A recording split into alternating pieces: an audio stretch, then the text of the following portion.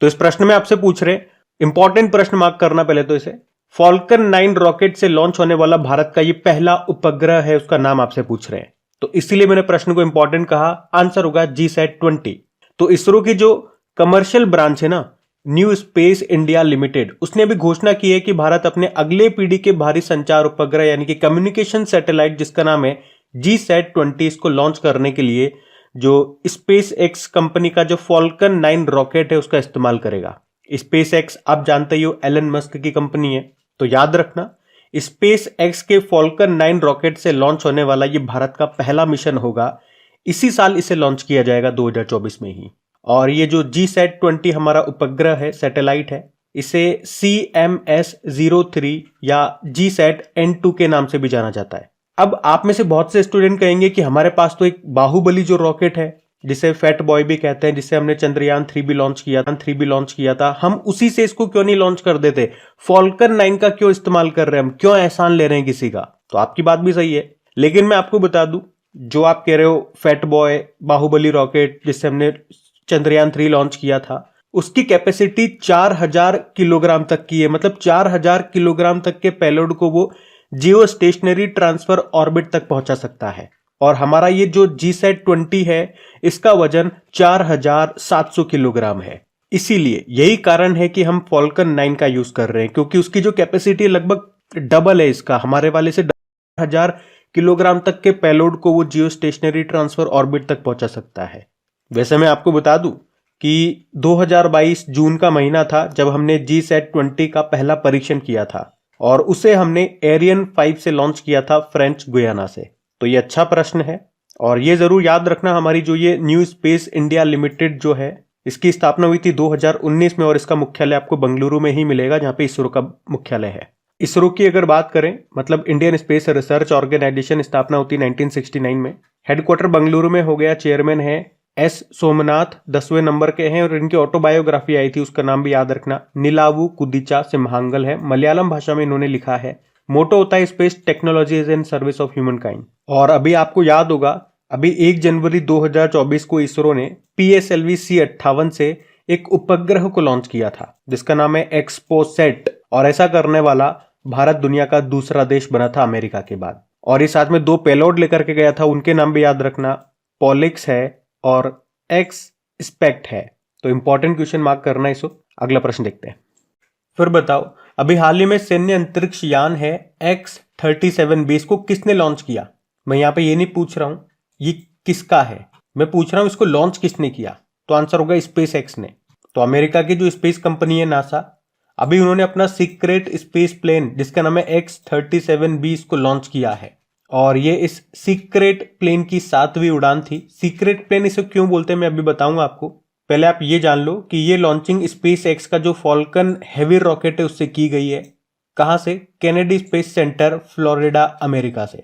Actually में आपको याद हो तो जिस तरह से अमेरिका की नेवल फोर्स है, एयर फोर्स है, उसी तरह से एक स्पेस फोर्स भी है, जिसे कहते हैं यूनाइटेड स्टेट स्पेस फोर्स। मतलब अमेरिका अंतरिक्ष में भी अपनी ताकत बढ़ाना चाहता है, और उसी के लिए ये फोर्स इसने तैयार की। उसी के लिए अभी अमेरिका ने ये सैन्य अंतरिक्ष यान X-37B को लॉन्च किया है। और ये वैसे पहली बार नहीं है, हमने कहा ये इसकी 7वीं उड़ान थी। और पिछली बार ये प्लेन जब अंतरिक्ष में गया था तो 908 दिन बिता करके आया था, और पहली बार किसी रोबोटिक प्लेन ने अंतरिक्ष में 908 दिन बिताए थे, ये एक रिकॉर्ड था। और इसे हमने सीक्रेट प्लेन इसीलिए कहा क्योंकि ये अमेरिका की जो स्पेस फोर्स है उसका सीक्रेट मिशन है, क्योंकि उन्होंने इस मिशन के बारे में कोई जानकारी नहीं दी है, इसीलिए इसे सीक्रेट प्लेन कहा जाता है। अच्छा, यहाँ पे फिर बताओ, इसरो खुफिया क्षमता को बढ़ावा देने के लिए 5 सालों में कितने उपग्रह सैटेलाइट लॉन्च करेगा? तो आंसर होगा 50। तो इसरो के जो वर्तमान अध्यक्ष हैं S सोमनाथ, जो कि इसरो के 10वें नंबर के अध्यक्ष हैं, अभी उन्होंने कहा है कि इसरो ये अगले 5 सालों में महत्वपूर्ण स्थानिक खुफिया जानकारी एकत्र करने के लिए 50 उपग्रहों को लॉन्च करेगा। और ये उपग्रह, ये सैटेलाइट मुख्य रूप से सेना के उपयोग के लिए मिलिट्री सैटेलाइट होंगे।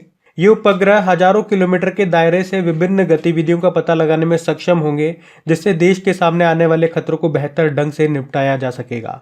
अच्छा, वैसे अगर बात करें कि अभी किस देश के पास सबसे ज्यादा मिलिट्री सैटेलाइट्स है, तो अमेरिका इस मामले में पहले स्थान पर है। 239 इसके पास मिलिट्री सैटेलाइट्स है। उसके बाद चाइना का नंबर आता है, इसके पास 140 है। फिर रशिया का नंबर आता है 106। भारत 7वें नंबर पे आता है इस मामले में। केवल 9 हमारे पास मिलिट्री सैटेलाइट्स हैं, इसलिए इनको लॉन्च करना हमारे लिए ज्यादा इंपॉर्टेंट है। तो ये प्रश्न भी इंपॉर्टेंट है। अभी हाल ही में 16वें वित्त आयोग फाइनेंस कमीशन के अध्यक्ष के रूप में अभी किसे नियुक्त किया गया? तो आंसर होगा अरविंद पनगड़िया। तो अभी केंद्र सरकार ने अरविंद पनगड़िया को 16वें वित्त आयोग का अध्यक्ष बनाया है। अच्छा, इनके अलावा एक और नाम याद रखना है आपको, ऋत्विक रंजनम पांडे का। उनको 16वें वित्त आयोग का सचिव बनाया गया है, तो उनका नाम भी इंपॉर्टेंट हो जाता है। वैसे अरविंद पनगड़िया का नाम आपने पहले भी सुन रखा होगा, बताओ कहां पे सुना था? तो ये नीति आयोग के पहले उपाध्यक्ष रहे थे 2015 से लेकर 2017 तक। वर्तमान में वैसे नीति आयोग के उपाध्यक्ष कौन है? सुमन के बेरी है। अच्छा, इसके अलावा वो एशियन डेवलपमेंट बैंक के मुख्य अर्थशास्त्री भी रह चुके हैं। उन्हें सन 2012 में पद्म भूषण भी मिल चुका है। और अभी वर्तमान में बात करोगे तो ये कोलंबिया यूनिवर्सिटी में प्रोफेसर के रूप में काम कर रहे हैं। और अभी आपका 15वां वित्त आयोग चल रहा है और आप जानते ही उसके अध्यक्ष कौन है? NK सिंह, नंद किशोर सिंह। और ये कब तक चलेगा? तो 31 मार्च 2026 तक। उसके बाद 1 अप्रैल 2026 से अगले 5 सालों के लिए 16वें वित्त आयोग की अवधि रहेगी, जिसके अध्यक्ष बना दिए गए हैं अरविंद पनगड़िया। अच्छा, वित्त आयोग के बारे में संविधान में किस अनुच्छेद में आपको मिलेगा? अनुच्छेद 280। और अगर आपसे पूछा जाए कि पहले वित्त आयोग के अध्यक्ष कौन थे? KC नियोगी। और वित्त आयोग का काम क्या होता है? केंद्र और राज्य के बीच में करों का बंटवारा करना, जो टैक्स आया है उसका बंटवारा करना। तो अगर क्वेश्चन को समराइज करें तो 2 ही नाम आपको याद रखने, अरविंद पनगड़िया का जो कि 16वें वित्त आयोग के अध्यक्ष बनाए गए, और ऋत्विक रंजनम पांडे का जो कि इसके सचिव बनाए गए। चलो फिर बताओ, अभी हाल ही में कांगो देश के राष्ट्रपति कौन बन गए? तो आंसर होगा फेलिक्स त्शेसिकेदी। तो डेमोक्रेटिक रिपब्लिक ऑफ कांगो, इसके एक बार फिर से राष्ट्रपति चुने गए फेलिक्स त्शेसिकेदी। मतलब ये लगातार दूसरी बार यहाँ के राष्ट्रपति चुने गए हैं। आप जानते हो अभी रॉबर्ट फिको ये स्लोवाकिया देश के प्रधानमंत्री बने थे। मोहम्मद मुइज़जू ये मालदीव के प्रेसिडेंट बने। तो जेवियर मेली ये अर्जेंटीना के प्रेसिडेंट बने। और इनके प्रेसिडेंट बनने के बाद हमने देखा न्यूज में कि अर्जेंटीना अब ब्रिक्स में शामिल नहीं होगा। अच्छा, एक प्रश्न का उत्तर दो आप लोग मुझे, अभी डोनाल्ड टस्क ये किस देश के प्रधानमंत्री बने थे? बाकी डेमोक्रेटिक रिपब्लिक ऑफ कांगो की बात हुई है, तो ये रहा मैप में कि अफ्रीका का दूसरा सबसे बड़ा देश है। वैसे सबसे बड़ा देश अफ्रीका का कौन सा है? अल्जीरिया है। तो यहाँ की कैपिटल किंशासा है, करेंसी है कांगो फ्रैंक, और प्रेसिडेंट फिर से बन गए फेलिक्स त्शेसिकेदी। ध्यान रखना ये। अगला प्रश्न देखते हैं। चलो फिर बताओ, अभी हाल ही में नेशनल लीगल सर्विसेज अथॉरिटी का कार्यकारी अध्यक्ष किसे नियुक्त किया गया? तो आंसर होगा संजीव खन्ना को। तो भी राष्ट्रपति द्रौपदी मुर्मू जी ने सुप्रीम कोर्ट के दूसरे वरिष्ठतम न्यायाधीश यानी कि न्यायमूर्ति संजीव खन्ना को राष्ट्रीय कानूनी सेवा प्राधिकरण का कार्यकारी अध्यक्ष नियुक्त किया है। उन्हें संजय किशन कौल के स्थान पर नियुक्त किया गया है। और परंपरा के अनुसार ये नालसा यानी कि नेशनल लीगल सर्विसेज अथॉरिटी में कार्यकारी अध्यक्ष के पद पर सुप्रीम कोर्ट के दूसरे वरिष्ठ न्यायाधीश को नियुक्त किया जाता है। और याद रखना, ये नालसा का मुख्य संरक्षक ये भारत का चीफ जस्टिस ऑफ इंडिया होता है, जो कि वर्तमान में है DY चंद्रचूड़। और इस नालसा की बात करें, इसका उद्देश्य क्या है? तो भारत में जितने भी ऐसे लोग हैं जो लीगल सर्विसेज अफोर्ड नहीं कर सकते, उन्हें मुफ्त में कानूनी सेवा ये प्रदान करता है। और भारत में कानूनी मामलों के शीघ्र निपटान के लिए लोक अदालतों का आयोजन करता है। इसकी स्थापना होती है 9 नवंबर 1995 में। कानूनी सेवा प्राधिकरण अधिनियम 1987 के तहत इसकी स्थापना की गई थी। मुख्यालय है नई दिल्ली में। फिर बताओ, अभी हाल ही में power grid corporation of India के CMD कौन बने? तो आंसर होगा RK त्यागी। RK त्यागी मतलब रविंद्र कुमार त्यागी। ये power grid corporation of India के CMD बन गए हैं। और इन्होंने किनका स्थान लिया? K श्रीकांत का स्थान लिया। Power grid corporation of India, इसकी स्थापना होती 1989 में। गुरुग्राम में मुख्यालय है। आपको याद होगा अभी इसे स्कॉच गोल्ड अवार्ड 2023 भी मिला था। ये बिल्कुल लेटेस्ट करंट अफेयर्स की न्यूज है, हमने पढ़ा भी था। बाकी ऑप्शन में अगर बात करोगे तो फिक्की के अभी अगले अध्यक्ष बनाए गए अनीश शाह। विशेष सुरक्षा समूह स्पेशल प्रोटेक्शन ग्रुप के प्रमुख बने आलोक शर्मा। और बॉर्डर रोड ऑर्गेनाइजेशन के नए चीफ बने थे रघु श्रीनिवासन। इनके नाम भी याद रखना। अगला प्रश्न देखते हैं। फिर बताओ अभी हाल ही में चार देश के प्रधानमंत्री कौन बने? तो आंसर होगा सुक्सेस मसरा। सुक्सेस मसरा का नाम ध्यान रखना बस। ये अफ्रीकी देश है, चार उसके नए प्रधानमंत्री बने हैं। चार की बात करें तो पहले तो ये रहा मैप में चार। कैपिटल इसकी होती है एनजमेना और करेंसी है सेंट्रल अफ्रीकन सीएफए फ्रैंक और प्रधानमंत्री बन गए सुक्सेस मसरा। ऑप्शन के भी अगर आप देखना चाहो नाम तो एनडी राजोएलिना, ये अभी मेडागास्कर के प्रेसिडेंट बने थे। श्रेता थाविसिन थाईलैंड के प्रधानमंत्री बने और हमने पढ़ा अभी फेलिक्स तसेसिकेदी, ये डेमोक्रेटिक रिपब्लिक ऑफ कॉन्गो के प्रेसिडेंट बने थे। फिर बताओ अभी हाल ही में 100 अरब डॉलर की संपत्ति वाली पहली महिला कौन बन गई दुनिया की? तो आंसर होगा फ्रांसुआ बेटनकॉट मायेज। तो फ्रांस की 70 वर्षीय महिला है फ्रांसुआ बेटनकॉट मायेज, जो विश्व की पहली महिला बन गई है जिनके पास 100 अरब डॉलर की संपत्ति है। ब्लूमबर्ग की रिपोर्ट के अनुसार उनकी कुल संपत्ति 100.1 अरब डॉलर है, बिलियन डॉलर है। वे वर्तमान में दुनिया के सबसे बड़े कॉस्मेटिक कंपनी है लॉरियल, उसकी होल्डिंग कंपनी टीथा इसकी चेयरपर्सन और लॉरियल ग्रुप के बोर्ड ऑफ डायरेक्टर्स की वाइस चेयरपर्सन है। वहीं अगर विश्व के सबसे अमीर व्यक्तियों की बात करेंगे तो वो फिर से बन चुके हैं स्पेस एक्स के मालिक, ट्विटर के मालिक और टेस्ला के मालिक एलन मस्क। उनकी संपत्ति 232 अरब डॉलर बताई गई। तो फ्रांसुआ बेटनकॉट का नाम यहाँ पे याद रखना। 100 अरब डॉलर की संपत्ति वाली दुनिया की पहली महिला ये बन गई हैं। किस देश की है पूछेंगे तो फ्रांस की है। अगला प्रश्न देखते हैं। चलिए फिर बताइए अभी हाल ही में पाकिस्तान में चुनाव के लिए पहली बार हिंदू महिला ने नॉमिनेशन भरा है, नाम क्या है उनका? तो आंसर होगा डॉक्टर सबीरा प्रकाश। तो पाकिस्तान के इतिहास में ये पहली बार है जब कोई हिंदू महिला चुनाव लड़ने जा रही है। वैसे तो पाकिस्तान का आज तक का ये भी इतिहास रहा है कि वहां पर किसी भी चुनी हुई सरकार ने अपना 5 साल का कार्यकाल अभी तक पूरा नहीं किया है। पर इस बार 2024 में होने वाले चुनाव में हमने देखा कि पहली बार कोई हिंदू महिला चुनाव लड़ने जा रही है। उनका नाम डॉक्टर सबीरा प्रकाश है। वे खैबर पख्तूनवा से चुनाव लड़ रही हैं और किस पार्टी से? Pakistan people's party. तो उनका नाम याद रखना। चलो फिर बताओ हाल ही में विश्व का दूसरा सबसे बड़ा इस्पात उत्पादक देश कौन सा बन गया है? तो आंसर होगा भारत। तो अभी हाल ही में जारी आंकड़ों के अनुसार भारत दुनिया का दूसरा सबसे बड़ा स्टील उत्पादक देश बन गया है। इस बार स्टील उत्पादन में भारत में 14.3% की वृद्धि देखी गई है। ये डेटा अप्रैल से लेकर नवंबर 2023 तक के बारे में है।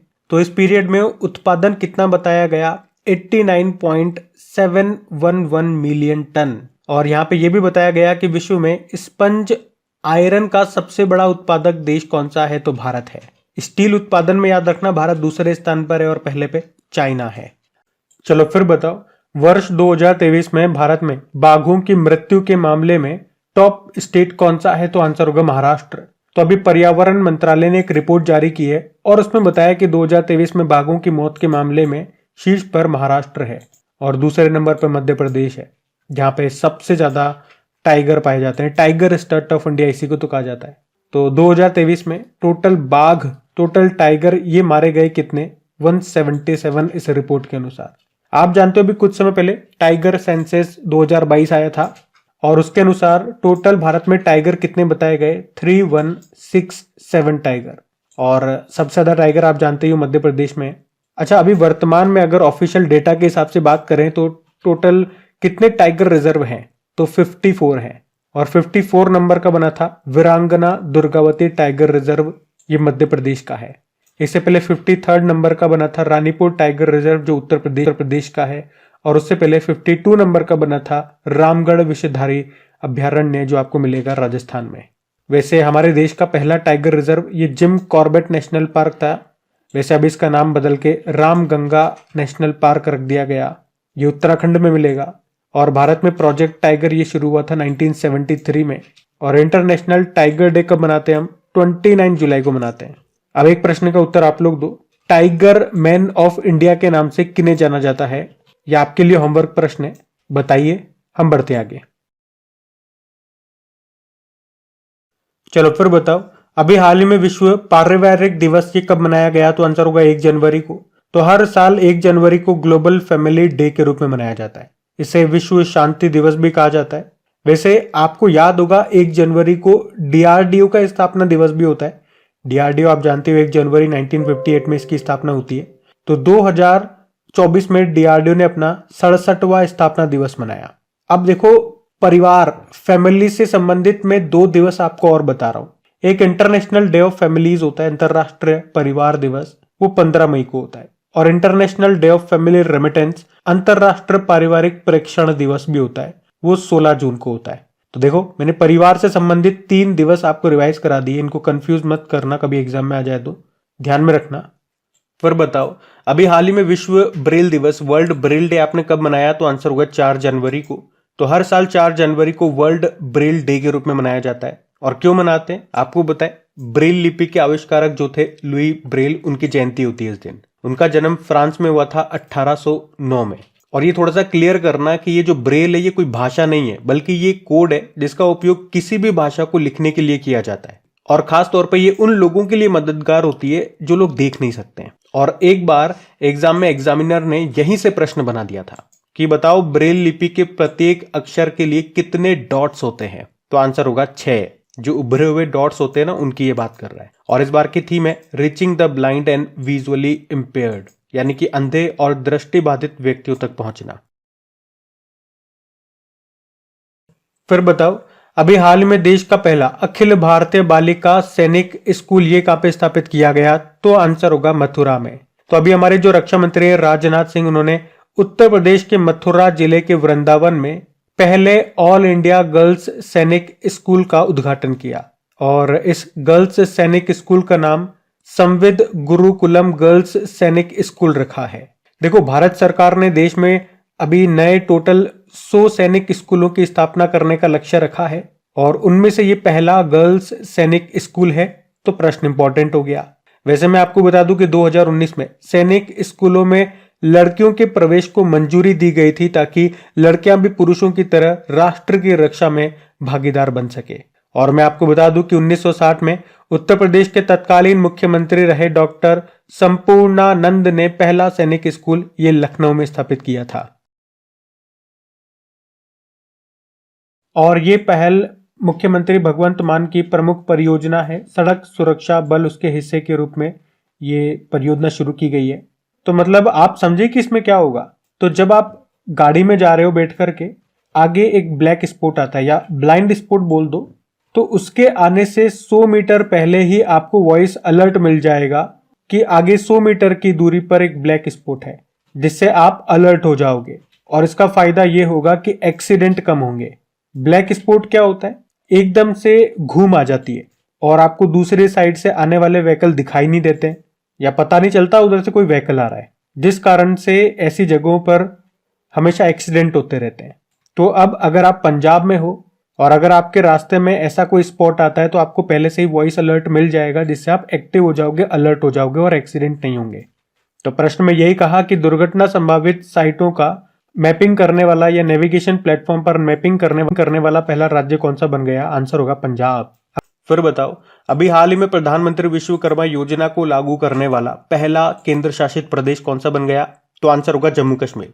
अब यहां से आपके लिए ये योजना इंपॉर्टेंट हो जाती है। पहले इसके बारे में हम जानते हैं, प्रधानमंत्री विश्वकर्मा योजना के बारे में। देखो, मोदी जी ने इसको इसी साल 17 सितंबर 2023 को शुरू किया था, विश्वकर्मा जयंती के अवसर पर ही। और यह भी याद रखना कि सम्मान, सामर्थ्य और समृद्धि इस योजना की 3 नींव हैं, 3 फाउंडेशन हैं। अच्छा, पहले ये जान लो कि विश्वकर्मा किन्हें कहा जाता है। तो जो कारीगर होते हैं, जो शिल्पकार होते हैं, उन्हें, मतलब ऐसे कारीगर जो मशीनों के बिना हाथों से काम करते हैं, वे विश्वकर्मा की कैटेगरी में आते हैं, विश्वकर्मा की श्रेणी में आते हैं। जैसे कि लुहार हो गए, सुनार हो गए, कुम्हार हो गए, मूर्तिकार हो गए, वगैरह वगैरह। तो इस योजना में क्या है, जो भी काम आप चुनते हो या जो भी आपका काम है, जैसे कि आप सुनार हो, आपने सुनार का काम चुना, तो पहले तो उसमें आपको ट्रेनिंग दी जाएगी, आपको प्रशिक्षण दिया जाएगा, वो भी बिल्कुल फ्री में। ऊपर से आपको की ट्रेनिंग पीरियड चल रही है, पर डे 500 रुपए आपको दिए जाएंगे। और उसके बाद जब आपकी ट्रेनिंग पूरी हो जाएगी तो आपको 15,000 रुपए का जो भी आपका टूल किट होता है, जो भी आपके औजार होते हैं, वो आपको दिए जाएंगे। और उसके अलावा 5% ब्याज पर 5% इंटरेस्ट के साथ बिना गारंटी के 3 लाख रुपए का आपको लोन भी दिया जाएगा, ताकि आप अपना व्यवसाय शुरू कर सको। उसके लिए जो भी सामग्री आनी है वो आप ला सको। ये इस योजना में है। और ये योजना वित्त वर्ष 2023-24 से यानी कि अभी शुरू हुई है और वित्त वर्ष 2027-28 तक यानी कि अगले 5 सालों तक ये चलाई जाएगी। और अब आपका ये अच्छा प्रश्न बन गया कि प्रधानमंत्री विश्वकर्मा योजना को लागू करने वाला पहला केंद्र शासित प्रदेश कौन सा बन गया, तो आंसर होगा जम्मू कश्मीर। और एक और पॉइंट याद रख लो कि यहाँ पे जो पहला बैच शुरू किया गया उसमें किस शिल्प पर ट्रेनिंग दी गई, तो दारजी शिल्प पर। ये थोड़ा सा डीप जाकर के अगर प्रश्न पूछेगा ना एग्जामिनर तो वो पूछ सकता है। वैसे ऊपर ऊपर जो भी पूछेगा वो सारी बातें मैंने आपको बता दी है, चाहे योजना से संबंधित हो चाहे प्रश्न की बात हो। अच्छा वैसे फिर बताओ, हाल ही में प्लास्टिक अपशिष्ट को रासायनिक रूप से पुनर्चक्रित यानी कि रिसाइकल कर ISCC+ प्रमाणन प्राप्त करने वाली पहली कंपनी कौन सी बन गई है, तो आंसर होगा रिलायंस इंडस्ट्रीज लिमिटेड। तो अभी रिलायंस इंडस्ट्रीज लिमिटेड ये प्लास्टिक कचरे का रासायनिक रूप से यानी कि केमिकली रिसाइकल करने वाली पहली भारतीय कंपनी बन गई है। तो इस प्रोसेस में नई प्लास्टिक के लिए प्लास्टिक कचरे से हाई क्वालिटी वाली सामग्री तैयार की जाएगी और ऐसा करने वाली ये पहली भारतीय कंपनी बन गई है। तो इन्होंने क्या किया, जो प्लास्टिक वेस्ट होता है, जो प्लास्टिक कचरा होता है, उसके पायरोलिसिस ऑयल को रासायनिक प्रक्रिया के जरिए international sustainability and carbon certification plus certified circular polymer में इन्होंने बदल दिया। और उन पॉलीमर के नाम क्या हैं, सर्कुरिपोल जो कि पॉलीप्रोपिलीन है और सर्कुरिलीन जो कि पॉलीइथिलीन है। और इसी के लिए अभी रिलायंस की जो जामनगर रिफाइनरी है ये पहली रिफाइनरी बन गई है जिसे ISCC+ सर्टिफिकेशन मिला है। ISCC का फुल फॉर्म मैंने आपको बताया, international sustainability and carbon certification. और क्यों मिला वो भी हमने देख लिया, सर्कुलर पॉलीमर प्रोड्यूस करने के लिए from chemical recycling of plastic waste. Plastic waste को केमिकली रिसाइकल करके ये इन्होंने प्रोड्यूस किया है सर्कुलर पॉलीमर।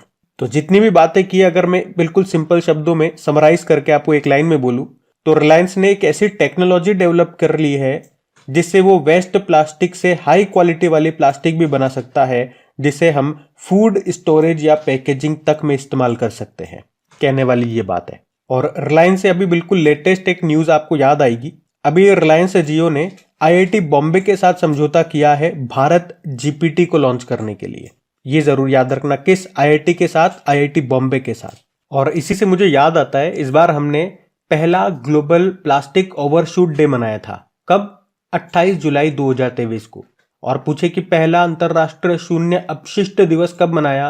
30 मार्च 2023 को। यह भी ध्यान रखना। अगला प्रश्न देखते हैं। फिर बताओ, अभी हाल ही में दुनिया का सबसे बड़ा 18 मिलियन टन लिथियम भंडार ये कहां पे खोजा गया? तो आंसर होगा अमेरिका।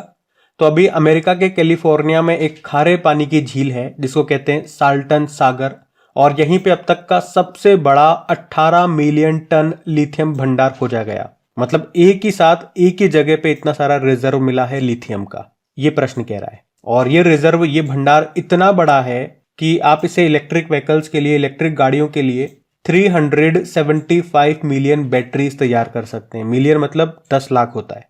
और ये साल्टन सागर में मिला है। मैंने बताया ये खारे पानी की झील है।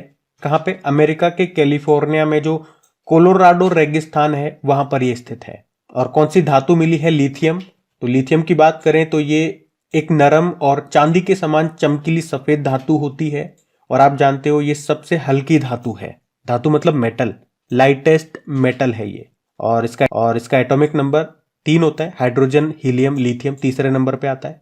और साथ में ये भी मैं आपको बता दूं, अगर जानना चाहो पूरे विश्व में सबसे ज्यादा लिथियम के भंडार कहां पर मौजूद है, तो आंसर होगा बोलीविया देश के पास। उसके बाद अर्जेंटीना का नंबर है और उसके बाद अमेरिका। तो इस प्रश्न में आपसे पूछ रहे हैं, प्रधानमंत्री नरेंद्र मोदी ये कहां पर BAPS हिंदू मंदिर का उद्घाटन करेंगे? तो आंसर होगा यूनाइटेड अरब अमीरात। तो प्रधानमंत्री नरेंद्र मोदी 14 फरवरी 2024 को यूनाइटेड अरब अमीरात के अबू धाबी में BAPS हिंदू मंदिर का उद्घाटन करेंगे। और उन्हें अभी इसके लिए इन्विटेशन मिला है, मंदिर के जो निदेशक मंडल है उनकी ओर से इन्विटेशन दिया गया और उन्होंने इसको स्वीकार कर लिया। और इस मंदिर को दुनिया भर में भारत के आध्यात्मिक प्रभाव के प्रतीक के रूप में चित्रित किया गया है। तो सिंपल सा याद रखना, मोदी जी कहां पर BAPS हिंदू मंदिर का उद्घाटन करेंगे? तो आंसर होगा यूनाइटेड अरब अमीरात। देखो पहले यूनाइटेड अरब अमीरात की बात करते हैं। अभी काफी चर्चा में रहा ये। कैपिटल इसकी अबू धाबी है, करेंसी है दिरहम, और यूनाइटेड अरब अमीरात में अरब क्षेत्र का पहला परमाणु रिएक्टर शुरू हुआ जिसका नाम है बराकाह न्यूक्लियर पावर प्लांट। और अभी आपने पढ़ा था कि भारत ने यूनाइटेड अरब अमीरात को पहली बार कच्चा तेल खरीदने के लिए रुपये में भुगतान किया।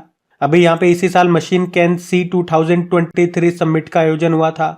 चलो फिर बताओ, अभी हाल ही में किस राज्य सरकार ने आदिवासियों और दलितों के लिए वृद्धावस्था पेंशन लाभार्थियों की जो आयु है उसे घटाकर 50 वर्ष कर दिया? किस राज्य ने? झारखंड। अभी झारखंड सरकार के 4 वर्ष पूरे होने के उपलक्ष्य में वहां के जो मुख्यमंत्री हेमंत सोरेन, अभी उन्होंने घोषणा की कि राज्य में आदिवासियों और दलितों के लिए वृद्धावस्था पेंशन प्राप्त करने की जो उम्र है उसे 60 वर्ष से घटा करके 50 वर्ष कर दिया गया। मतलब अब 50 वर्ष की आयु से ही पेंशन मिलने लग जाएगी। ऐसा क्यों किया?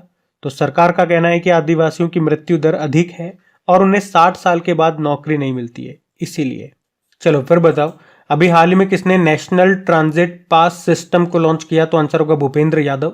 तो हमारे पर्यावरण, वन व जलवायु परिवर्तन मंत्री हैं भूपेंद्र यादव, और अभी उन्होंने पूरे भारत में नेशनल ट्रांजिट पास सिस्टम को लॉन्च किया है, जिसका उद्देश्य क्या है?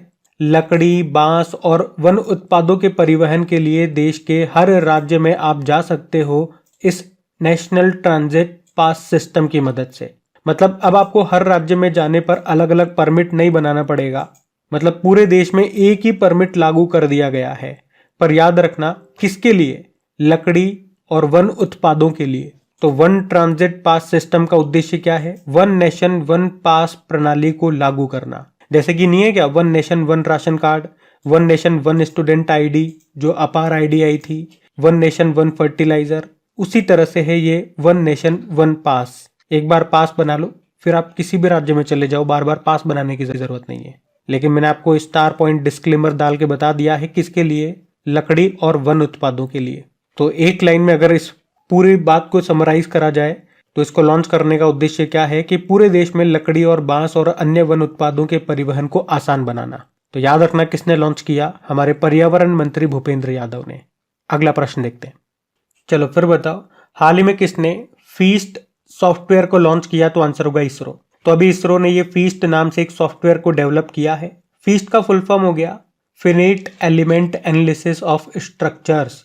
एक्चुअली में तो इसे विक्रम साराभाई स्पेस सेंटर ने तैयार किया है, जो कि इसरो का ही एक महत्वपूर्ण केंद्र है, जिसका मुख्यालय आपको मिलेगा केरल की कैपिटल तिरुवनंतपुरम में। यहाँ पे आपको याद हो तो रॉकेट वगैरह जो भी सैटेलाइट वगैरह होते हैं वो यहीं पे बनाए जाते हैं, तैयार किए जाते हैं। अब इन्होंने ये सॉफ्टवेयर तो लॉन्च कर दिया, ये आपको पता चल गया, लेकिन ये काम क्या करेगा? तो जो आपके रॉकेट हो गए, जो सैटेलाइट्स हो गए, जो इमारतें हो गई, उनकी संरचना को पूरा करने का ये काम करेगा। जैसे कि आपको कोई रॉकेट बनाना है तो आप पहले क्या करो, इस सॉफ्टवेयर की मदद से उसे तैयार कर लोगे। उसमें आप देख लोगे कि अच्छा मैं ये ऐसा बनाना चाहता हूँ, ये इसमें सिस्टम जोड़ूंगा तो ये कैसे काम करेगा, ये काम करेगा नहीं करेगा, अच्छा इसमें से क्या सिस्टम हटा दूं, क्या सिस्टम जोड़ दूं, ये आप इस सॉफ्टवेयर की मदद से पहले बना करके देख पाओगे। और सक्सेसफुल रहता है तो फिर आप उसे असली में बना लोगे। तो ये रहेगा इस सॉफ्टवेयर का काम। अभी तक भारत की जो भी कंपनियां, जो भी प्राइवेट कंपनियां हैं जो रॉकेट बनाती है, सैटेलाइट बनाती हैं, वो भी इन सॉफ्टवेयर का इस्तेमाल करती है, लेकिन वो विदेशी सॉफ्टवेयर का इस्तेमाल करती है जो बहुत महंगे पड़ते हैं। चलो फिर बताओ, हाल ही में किसे अग्निशमन सेवा, नागरिक सुरक्षा और होमगार्ड के महानिदेशक के रूप में नियुक्त किया गया? तो आंसर होगा विवेक श्रीवास्तव। तो विवेक श्रीवास्तव का नाम याद रखना, जिनको अभी अग्निशमन सेवा, नागरिक सुरक्षा और होमगार्ड का नया डायरेक्टर जनरल बनाया गया है। अभी आप लेटेस्ट हमने पढ़ा था CISF की पहली महिला महानिदेशक डायरेक्टर जनरल बनी है नीना सिंह, का नाम मोस्ट इंपॉर्टेंट हो गया।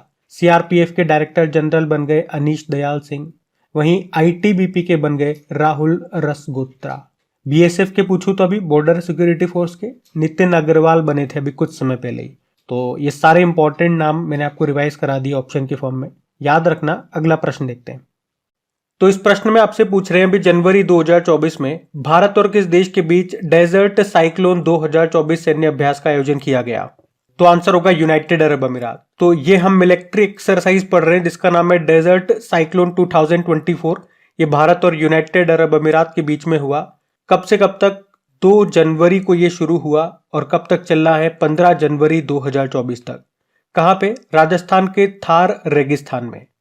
और ये प्रश्न इसलिए इंपॉर्टेंट हो जाता है क्योंकि 2024 का ये हमारा पहला सैन्य अभ्यास है जो हमने यूनाइटेड अरब अमीरात के साथ किया। यूनाइटेड अरब अमीरात जिसकी कैपिटल होती है अबू धाबी, करेंसी है दिरहम।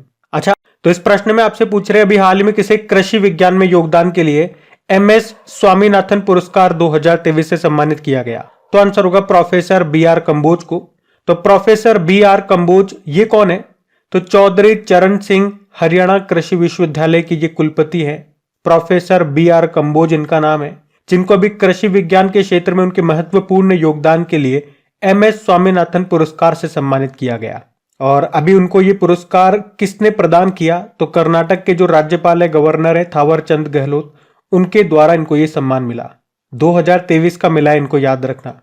और पिछला वाला 2022 का किसे मिला था? डॉक्टर सुरिंदर सहगल को मिला था। MS स्वामीनाथन पुरस्कार की बात करें, इसकी स्थापना होती है सन 2004 में, और ये पहला पुरस्कार 2005 में तत्कालीन जो हमारे राष्ट्रपति थे डॉक्टर APJ अब्दुल कलाम, उनके द्वारा नोबेल शांति पुरस्कार विजेता डॉक्टर नॉर्मन E बोरलॉग को दिया गया था। नॉर्मन E बोरलॉग आप जानते हो, दुनिया में इनको फादर ऑफ ग्रीन रिवॉल्यूशन कहा जाता है, जबकि भारत में father of green revolution MS Swaminathan को कहा जाता है। और अभी पिछले साल 2023 में इनका निधन भी हो गया, तो इनका नाम इंपॉर्टेंट है और ये अवार्ड भी इंपॉर्टेंट है।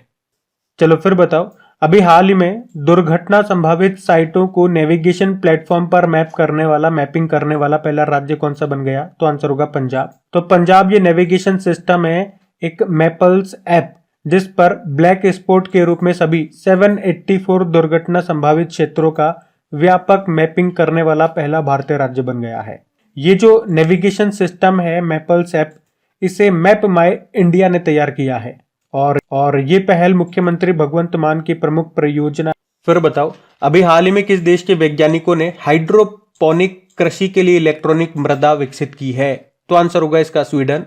तो एक्चुअली में अभी स्वीडन के लिंकोपिंग विश्वविद्यालय के वैज्ञानिकों ने एक इलेक्ट्रॉनिक मिट्टी का आविष्कार किया है, जिससे हमें फसल उगाने के लिए जो मिट्टी की आवश्यकता होती है, मिट्टी की जरूरत होती है, अब वो नहीं पड़ेगी।